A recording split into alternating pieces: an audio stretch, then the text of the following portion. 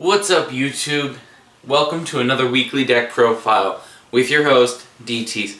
So you'll notice this video is very late and I apologize for that. I was working on finals for college and wasn't able to get this video recorded and uploaded on Saturday like I usually try to do. I'm also wearing my holiday hat because school is officially over and I'm very happy about that, so I can spend a little bit more time working on cards, stuff, you know, the usual stuff that you work on over the holidays. So to go into this deck profile, this week I played, screw it, wasn't kind of, I was a real douchebag. Played a troll deck this week because my Noble Knight stuff didn't come. So I decided, you know what, I'm going to pick up the next deck I see, and it just happened to be my Exodia deck. So I played Exodia the Forbidden One! Obliterate all that. Anyways, I played the variant with Hope for Escape, also known as Chain Exodia, I guess. It was okay. Ended up going 1 and 2. Lost against Burning Abyss. And then I lost against Fire Fist. Fire Lakes actually hurts the deck more than anything because it's recyclable and they can just blow up all of your traps before you can chain them. So it's a problem. Let's see. Fire Fist I lost because of a really good Fairy Wind chain. There was 5 on his side and 4 on my side face up, and he chained Fairy Wind and just kind of, which hurt, but what can you do? So, we'll get into this deck profile, and I'll give you some footage after, I'll try to upload it throughout the week. I did a little something with the video. I incorporated 2 little circles in all of the videos. This one, which shows how many cards I have in my hand at all times throughout the video, and this one, which shows how many pieces of Exodia I have in all of my duels throughout the video. So go ahead, check out those 2 or those 3 rounds of Exodia, and you'll see how horribly I get my butt kicked. But I figured it would be kind of cool to show you exactly how far along I was and how many cards in hand, in case you ever want to pick up Exodia just for fun. I think that this is the best variant. The level 1 variant's not that good. So let's get into the deck profile real quick. Alright, so we'll get right into it here. I play 1 leg, that's the only Exodia piece I play. Okay, I'm obviously joking. I got the Exodia, of course, obvious. Win condition, blah blah blah, point of the deck. 3 card D, this card's really good. Unless they break through Skillet, which is annoying. I play 3 Swiss Scarecrow to stall, along with 2 Battle Fader. The reason I choose Scarecrow over Fader is they both do different things. Fader's good against Cliff Forts, which is why I play a 3rd one in the side deck, but he's not so good against Solemn Warning, which is a big problem in every other deck, whereas Swift Scarecrow can't be warninged. So it's very important to play the Scarecrow over the Battle Fader, unless you're going up against Cliff Forts, obviously. I mean, they're still pretty good, but I'm pretty sure Cliff Forts aren't affected by Swift Scarecrow because he negates the monster attack. I might be wrong on that. I'm not an expert. I'm an idiot. 3 Upstart Goblin. It's fast. 1 day of peace. It's a great card to have. It does fun things. You both draw a card, neither player takes damage. Oops. Okay. So 3 Reckless Greed. I mean, if you're watching this video, you most likely know what all these cards do. So, Reckless Greed.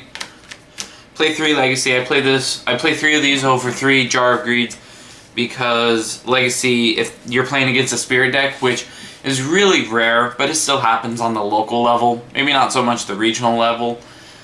But just in case they have a Spirit monster, I like to have Legacy, just in case. It's not a bad card to have, just in case they have a Spirit monster.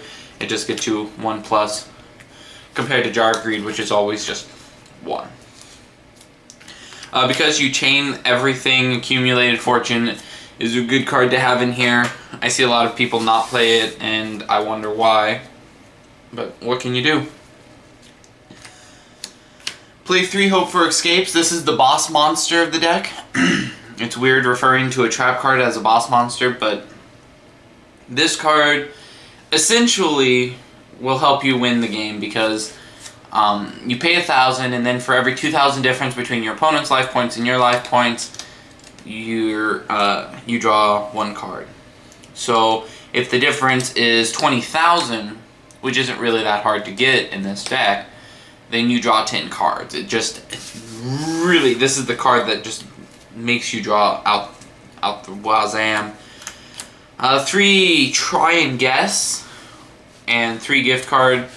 Try and Guess is a little bit better because you can use it defensively. If they're going to attack for game, you can call Fusion and gain some life points back.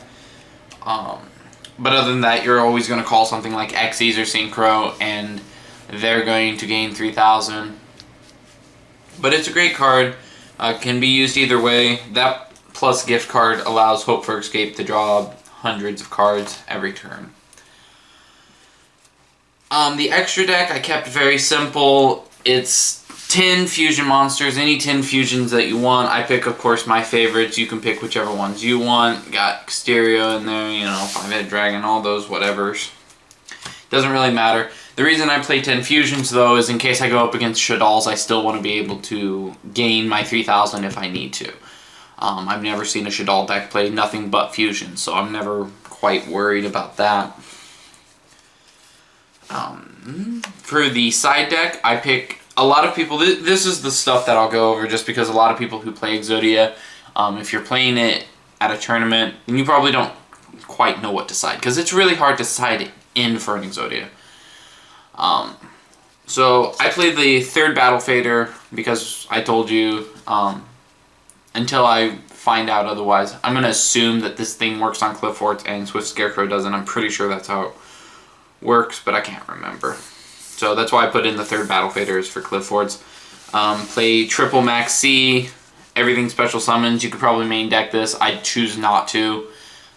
Usually when you drop it, your opponent stops. If you're playing Exodia, they don't want a combo because they know you can stall out of it and they don't want to let you draw. They'll let you 0 off of it, but typically they're not going to let you plus off of it. I play 2 Magical Spring. This is another fancy card.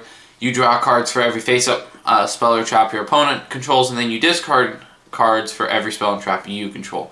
So you use this to get, you know, against Noble Knights. I use this against Noble Knights. You use it against Fire Fist. Anything that just focuses on having a lot of face-up spell and trap cards, Cliff Forts, things like that. You can at least plus 1 off of it if you use it correctly. Usually you're going to minus with it though. 3 MST, I play this because Royal Decree is a thing and I always side into these just in case Royal Decree comes up. I don't always side into it, but if I know my opponent might side into a Royal Decree or something, I'll play this. Don't use it too often. Then I play triple Monster Reincarnation. I usually side into these just in case Mind Crush comes in. I'll side in 2 or 3, depending on who I'm facing. It's good for getting back pieces that you lose. In this deck, the main deck doesn't have any monster recycling, so if something gets discarded, game 1, I'm screwed. Side into this, hopefully do better in game 2 and game 3. And then my last card, I play 3 Wiretap. This is, once again, for Royal Decree decks, but mostly just another Wiretap, really. If my combo gets stopped by something, Vanity's Call, where it's like, if it's chain link 4 or higher, negate everything below it on the chain, something like that. I don't want that to hurt, so put in 3 Wiretaps to kind of prevent things like that. So that is the Exodia deck that I trolled with on Tuesday. And there you have it, my Exodia deck. As you can see, it's the standard, you know, gift card try and guess, hope for escape thing that you could just go But yeah, so go ahead and like, subscribe, all that fancy stuff. Hopefully you enjoyed it. Next week I have 4 or 5 decks that I have fleshed out that just I'm tweaking just a little bit. One of those 5 will be the next decks that I play, and I'll give the list of all those 5 right here. You can kind of look at it. I really do want to play my Noble Knight variant because it's very unique and different than other people's. However, I'm waiting on my Madrats because I failed to buy them when I bought the rest of the stuff. So hopefully I can get Madrats soon and play Noble Knights for you guys. But until then, I'll be playing one of these 5 decks. So anyways, you guys have a wonderful week, and I will see you next week. DT signing out for this week. Take care.